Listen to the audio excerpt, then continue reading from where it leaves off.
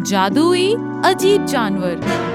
जंगल में एक बड़ा जादुई अजीब जानवर था। यह देखने में बहुत ही भयानक था। कभी कभी यह हवा में उड़कर आता था और जो भी जानवर मिलता उसे उठा कर ले जाता था। बाप रे, वह भयानक अजीब जानवर यहीं आ रहा है, भागो भागो। जाओ जाओ, किसी दिन तुम भी मेरा आहार बनोगे। जिस जानवर को वो उठाकर ले जाता उसे एक बड़ी गुफा के अंदर ले जाता था और एक जादुई जानवर और एक बूढ़ा चील जो वहाँ रहता था मिलकर खाते। यह जादुई अजीब जानवर इस तरह जंगल में घुस आया है। एक बार की बात है, जंगल में एक दुष्ट लोमड़ी रहती थी। इसकी बुद्धि बिल्कुल भी ठीक नहीं थी। उससे अपने साथियों की खुशी सही नहीं जाती थी। एक जानवर के बारे में दूसरे को कुछ न कुछ कहकर उनके बीच में झगड़ा कराती थी। उससे वो सब एक दूसरे से लड़ते रहते थे। वह देखकर लोमड़ी को बड़ा मजा आता था। बाद में यह महसूस करते हुए कि उनके बीच की लड़ाई का कारण चालाक लोमड़ी है, सभी जानवर उसकी पिटाई करके वहाँ से भगा दिए। बाद में वह लोमड़ी वहाँ से भागकर छिपने के लिए एक गुफा में जा पहुँची। उसी गुफा में एक बूढ़ा चील था जिसको उसने अपनी पूरी कहानी बताई। चिंता मत करो दोस्त, मैं तो बस तुम जैसे लोगों का इंतजार कर रहा हूँ। मेरे पास कुछ शक्तियाँ हैं, उनके साथ मैं तुम्हें एक जादुई अजीब जानवर में बदल दूंगा।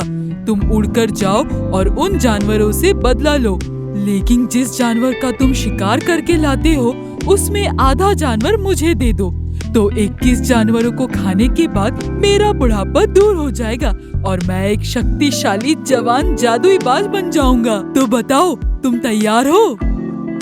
लोमड़ी ने खुशी खुशी उन शब्दों को स्वीकार कर लिया और बूढ़े बाज ने अपने प्रताप से लोमड़ी को एक जादुई जानवर में बदल दिया। लोमड़ी, जो तब से एक अजीब जानवर बन गई है, गुस्से में जंगल में जानवरों पर हमला करने लगी।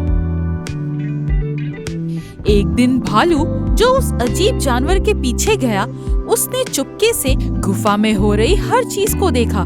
थोड़ी देर बाद जब जादुई अजीब जानवर बाहर गया, बूढ़े बाज पर हमला कर दिया और उसे मार डाला।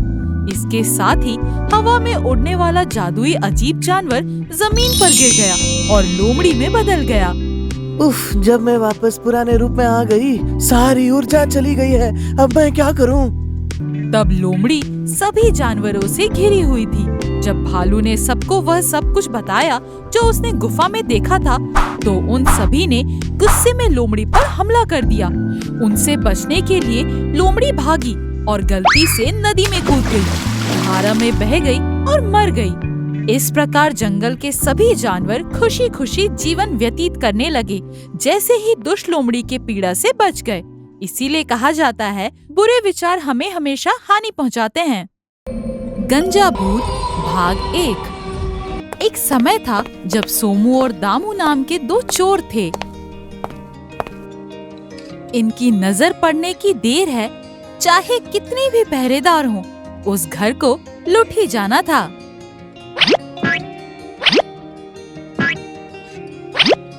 जो लोग आराम से चोरी करके ठाठ से जी रहे थे, उन पर एक नई मुसीबत आ पड़ी।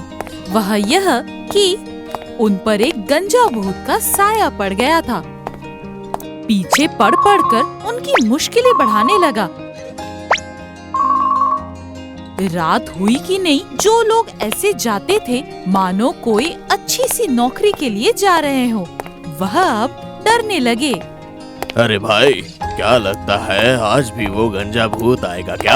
अरे भैया, क्या बताऊं आपको, सोचते सोचते हाथ कांप रहे हैं। अरे याद मत दिलाओ यार, अरे बड़ा डरावना है। क्या रात में चोरी करने के बजाय दिन में चोरी करना बेहतर होगा?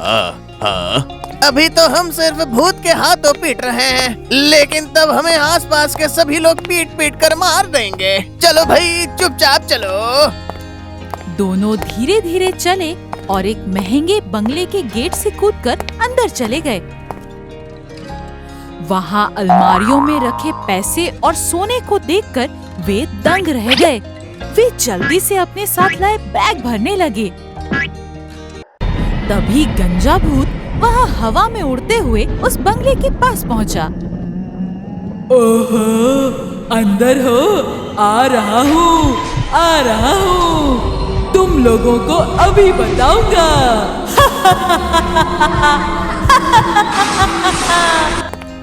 वह जोर से हंसते हुए बंगले के अंदर चला गया। चोरों ने सारे पैसे और जेवर बैग में भर लिए और जाते जाते टेबल पर रखी अलग अलग खाने पीने की चीजों को देखा। जीवन में पहले कभी इतने प्रकार के खाद्य पदार्थों को एक साथ ना देखने के कारण उनके मुंह में पानी आ गया और खाने के लिए वहां गए।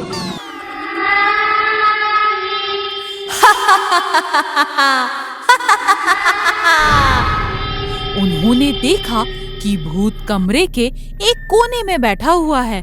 उसे देखते ही उनके पसीने छूटने लगे। अरे भाई, वो भूत आ गया। चलो चलो, भाग चलो। अरे अरे, मैं आगे नहीं बढ़ पा रहा हूँ। हाँ, मेरे पैर चल नहीं रहे। भूत मैडम, लगता है आप पहले पुलिस का काम किया है, इसलिए हम चारों का काम तमाम कर रहे हो। अब हम बचे रहेंगे तो समझदारी से अच्छा काम करेंगे। मैं पुलिस नहीं, तुम्हारा दुश्मन हूँ। मुझे तुमसे बदला लेना है। हमने सुना है कि सांप काटे बदला लेते हैं, लेकिन क्या भूत भी? हम तो छोटे मोटे चोरी करने वाले चिल्लर लोग हैं। हमने आपका क्या बिगाड़ा है मैडम? तुमने मेरी उम्मीदों को मार डाला। तुमने मेरी इच्छाओं को नष्ट कर दिया। तुमने मेरी जिंदगी को बर्बाद कर दिया।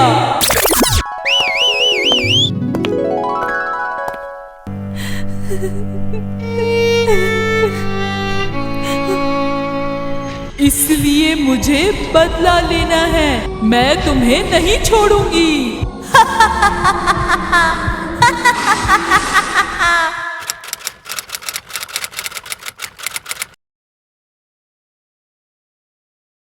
बंदरों के गुस्से पे हुआ कौवों का नुकसान। एक जंगल में एक बहुत विशाल पेड़ हुआ करता था। उस विशाल पेड़ की शाखाओं पर बहुत सारे कौवों ने अपने अपने घोंसले बनाए रखे थे। उस पेड़ की छांव ने उनको तेज बारिश, कड़ी धूप और सर्दी से बचाया था। उस पेड़ के बड़े होने के कारण उसके नीचे बहुत सारे बंदरों ने अपना ठिकाना बना लिया था। हमारा जीवन इतना खुशहाल होने का इकलौता कारण ये पेड़ है। इसकी शाखाओं पर हमारे घोंसले होने के कारण हम आज संकट से मुक्त हैं। इस पेड़ के हम पर काफी एहसान है। हम इन घोंसलों के कारण कितने खुशी से जी रहे हैं। पर ये बंदर, इनको तो देखो, ये अपनी सारी जिंदगी इन डालियों पर ही लटकते लटकते गुजारते हैं। ओ कौवे, खबरदार तूने एक शब्द भी कहा तो हम बंदर हैं। अगर हमें गुस्सा आ जाए तो हम तुम्हारी खुशहाल जिंदगी में आंसुओं की बारिश कर देंगे। अगले ही दिन सारे आसमान में काले बादल छा गए। तूफानी बारिश शुरू हो गई। कुछ ही देर में सारे जंगल की जमीन नदी का बहता पानी बन गई। जो कौवे अपने अपने घोंसलों में थे वो सुरक्षित रह गए, पर बंदर जो हमेशा यहाँ से वहाँ खेलते रहते थे भीग कर कपकपाने लगे। उन्हें इस हालात में देख कौवे उनका मजाक उड़ाने लगे। बंदर दोस्त, तुम्हें देख हमें बहुत तरस आ रहा है। हम इतने छोटे होते पर भी हम लोगों ने अपनी चोंच में एक एक तिनका इकट्ठा कर मेहनत से अपने घोंसले बनाए हैं, और तुम लोग इतने बड़े हो। तुम्हारे 2 हाथ हैं, 2 पैर हैं, फिर भी तुमने अपना सारा समय खेल कूद में व्यस्त कर दिया। बंदर को बहुत गुस्सा आया। इनको तो कुछ काम ही नहीं है। जब देखो तब हमारा मजाक उड़ाते रहते। इनको हमें कुछ सबक सिखाना होगा। बंदर जल्दी जल्दी पेड़ पर चढ़ गया और सारे कौवों के घोंसले तोड़ दिए। उन्होंने सारा पेड़ नष्ट कर दिया। जो कौवे हमेशा हंसते और बंदरों का मजाक उड़ाया करते थे, आज उनका ये रूप देखकर रोने लगे। इस कहानी से हमें ये शिक्षा मिलती है कि अगर हम किसी का मजाक उड़ाएंगे तो कभी हमारे साथ अच्छा नहीं होगा। मूंगफली चोर। एक गांव में चंदू नाम का एक गडरिया रहता था। लड़का रोज बकरियों को गांव के पास के जंगल में चराने ले जाता था। वह पेड़ के नीचे एक बड़े पत्थर पर बैठकर बकरियों को आजाद कर देता था। वे दिन भर जंगल में चरते रहते थे। चंदू वहीं चैन से बैठकर घर से लाया हुआ अलग अलग खाने की चीजों को खाता रहता था। शाम को वह बकरियों को लेकर वापस अपने घर चला जाता था। एक दिन चंदू जब बकरियों को लेकर जंगल में गया था, उसने देखा कि एक और बूढ़ा आदमी पहले से ही चट्टान पर बैठा था, जहां वो हमेशा बैठा करता था। हर दिन वहां बैठने के आदी चंदू को लगता था कि पेड़ और पत्थर विशेष रूप से उसके अपने हैं, लेकिन बुजुर्ग होने की वजह से उनको कुछ कह नहीं पाया। वह आदमी जिन गायों को चराने लाए थे वे इधर उधर बिखर कर चरते हुए दिखाई दे रही थी। चंदू भी अपनी बकरियों को चराने के लिए छोड़कर गुस्से में आकर बूढ़े आदमी के पास बैठ गया। दोनों ने एक दूसरे का अभिवादन किए बिना मौन में ही दिन बिताया। थोड़ी देर बाद चंदू को भूख लगी और उसने अपने साथ लाए मूंगफली के थैले को खोलकर एक तरफ रख दिया और एक एक करके खाने लगा। वह बहुत देर तक पूरी तरह लीन होकर मजे से खा रहा था। वहीं बगल में बूढ़ा आदमी भी उसी थैले से मूंगफली खा रहा था। ये कितना कुड़ू है, बिना पूछे मेरे मूंगफली खा रहा है। बेचारा बूढ़ा है, ये सोचकर मेरी जगह पर बैठने दिया, पर इसे तो कोई खातिर ही नहीं। कुछ देर बाद चंदू यह सोचकर कि कहीं बूढ़ा आदमी सारे मूंगफली खा न ले, जल्दी जल्दी बाकी मूंगफली को हथिया कर खाना शुरू कर दिया। लड़का और बूढ़ा तेजी से खा रहे थे। जब सब मूंगफली खत्म हो गए और एक मूंगफली बची थी, बूढ़े ने मुस्कुराते हुए कहा, बेटे तुम इसे खा लो। यह कहकर वो बूढ़ा आदमी उठा और अपनी गायों को लेकर धीरे से चला गया। चंदू ने उसे जाते हुए देखा और कहा, मूंगफली चोर। फिर वह फुर्सत से उठा और अपना सामान उठाया तो देखा कि उसका मूंगफली का बैग वहीं सुरक्षित है। ओह, तो मैं मूंगफली चोर हूँ। अफसोस की बात है, मैंने उसे कितना श्राप दिया। ऐसे सोचकर वह दुखी हो गया। उस लड़के ने अपनी बकरियों को इकट्ठा किया और सड़क पर कहीं वह बूढ़ा आदमी दिखाई देने पर माफी मांगने के लिए दौड़ पड़ा। कहानी की सीख है, तथ्यों को जाने बिना दोष मत दो। आलसी बाज की कहानी। एक जंगल में एक बड़ा सा पहाड़ था। उस पहाड़ के पास ही एक लोमड़ी घर बनाकर रहती थी। वह जंगल में पूरा दिन घूमकर मांस कमा कर लाती और थोड़ा खाती और थोड़ा उसके घर में लाकर सुरक्षित रखती। एक बार लोमड़ी पूरे जंगल में घूमकर मांस लाके इकट्ठा करना एक कौवे ने देखा। लोमड़ी मामू, ये पूरा मांस बिना खाए कहाँ ले जा रहे हो? आगे आगे बारिश का मौसम आ रहा है ना, पूरा अभी खाऊंगा तो कैसे? 4 टुकड़े पीछे रखूंगा तो कोई झंझट ना होते हुए आराम से खा सकूंगा, करके जवाब दिया। लोमड़ी के रहने वाले पहाड़ के पास ही एक बहुत ही आलसी बाज रहता था। वह खाना लाने के लिए कहीं बाहर भी नहीं जाता था। लोमड़ी को रोज खाना इकट्ठा करते देख उस मांस से उसके मुंह में पानी आता था।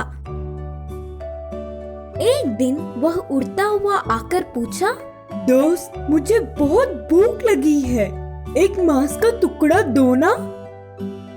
क्यों दो? लोमड़ी ने कहा।